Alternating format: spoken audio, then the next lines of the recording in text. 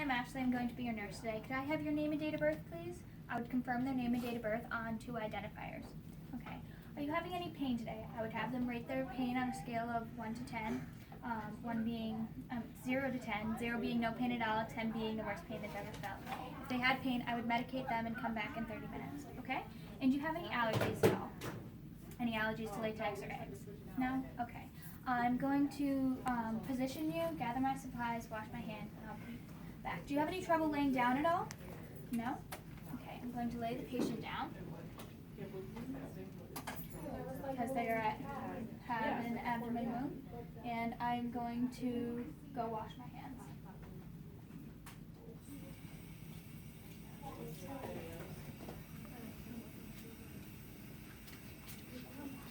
This one,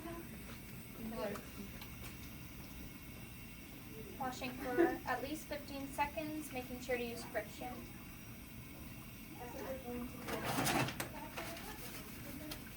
Dry my hands completely.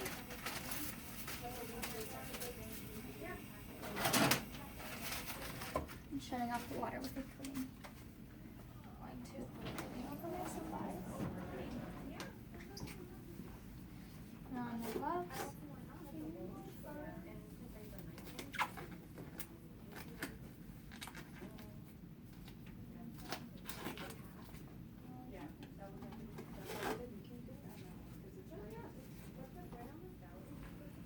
I'm going to raise the patient up to a proper working height for me, which is about waist level.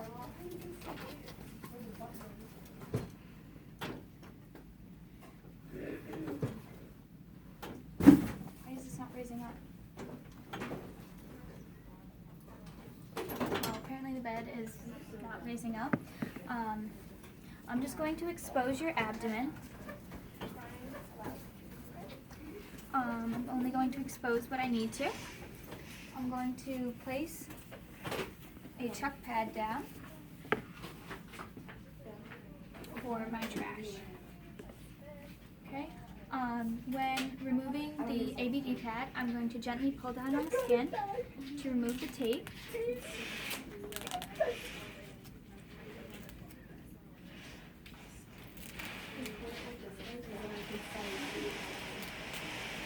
When removing it, I am looking at the bandage, looking for the color of drainage, the type of drainage, the amount of drainage, and the smell.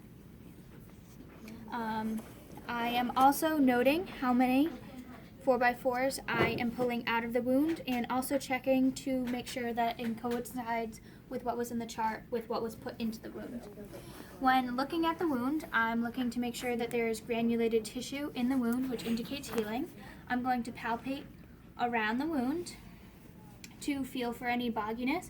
I'm also looking at my patient to see if they have any rebound tenderness or any guarding while I'm pressing down. Any bogginess would indicate tunneling, which would be signs of an infection, which there is none. I am now going to measure my wound. It was previously measured in centimeters, so that is what I'm going to measure in. It is 14 centimeters long. It is 2.5 centimeters wide, and I'm going to measure the depth using a sterile cotton tip. I'm going to place it in the deepest part of the wound, trying not to touch the edges, and gently slide my fingers down to about flesh level, and measure again in centimeters. And it is about 2 centimeters. And drop to the side and remove my gloves. I'm now going to perform hand hygiene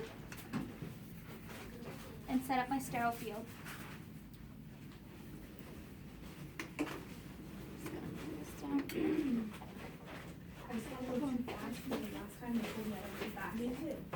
When I set up my sterile field, I'm opening up the package away from me, and when I open it, I'm making sure that I do not bring my hand across the contents of the package.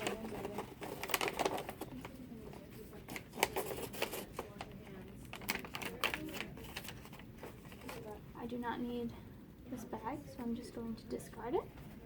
And now I'm going to open up my sterile drape.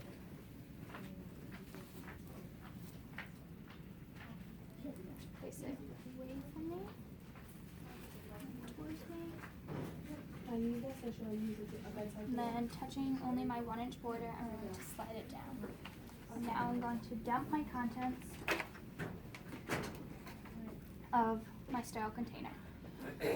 With the sterile saline, I am going to check if it is opened. If it is opened, I would check to make sure that it is within 24 hours, and I would lip the bottle before. I'm going to pour my sterile saline into my container with the label facing my palm. I'm going to pour 4 to 6 inches above, making sure that there is no splashing onto my sterile field.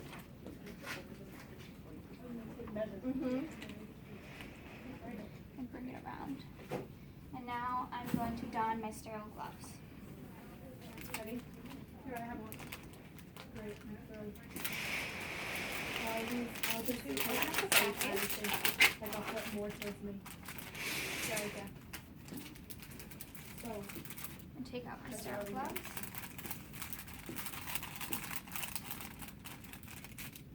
well, that's just going in, I'm introducing myself, letting them know what we're doing. Okay. Ready, set, go.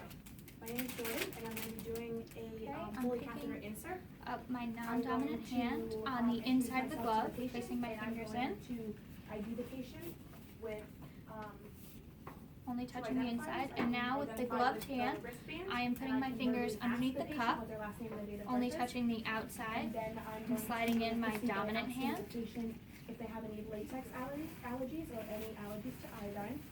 And now that my hands are both sterile, I can move my contents in my sterile field. That's to excrete urine from the bladder. I'm I'm going going to rearrange my contents, making provide sure to privacy. keep it within the 1-inch border.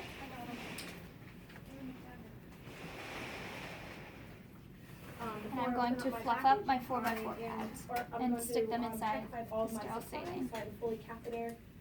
This one happens to be on 14 French. I have a fully catheter.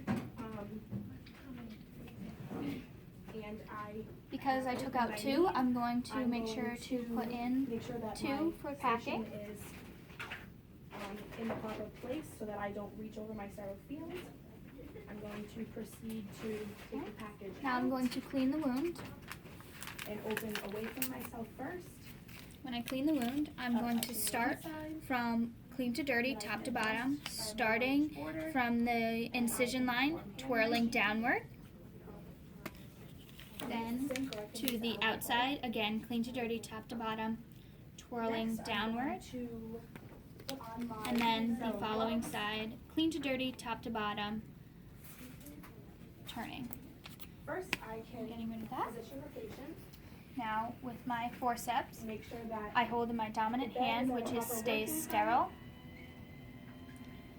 and I pick up the soaked 4x4s.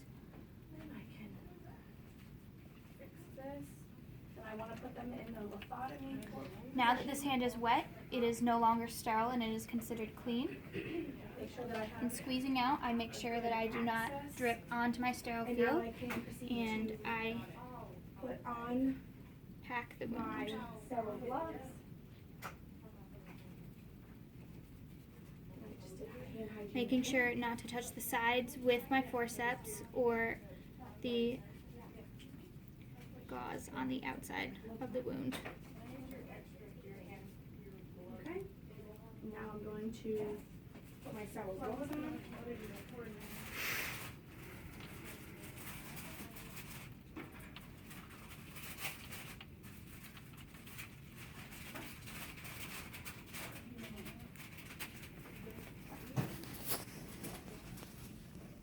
And I'm going to don my non-dominant hand first because that's what works for me. Some people can Right, don now I their can get rid of my forceps. dominant hand first. And with my sterile hand, This is what works pick for up me. the sterile 4x4s. Sticky. I can take them apart from one another and place them on top of the wound. And again, with my sterile hand, taking my ABD pad and placing it on top of the wound. Now that I'm all set with sterile procedure, I can remove my gloves So that's sterile, touch is sterile. and take my tape. And now I can adjust because I'm all going to sterile. tape around the ABD pad in a window frame fashion, taping all four Now sides. I can touch everything that's on here because I'm sterile and this is sterile. So I'm gonna work within my 1-inch border. And I'm going to remove the top. I'm going to start by covering my patient.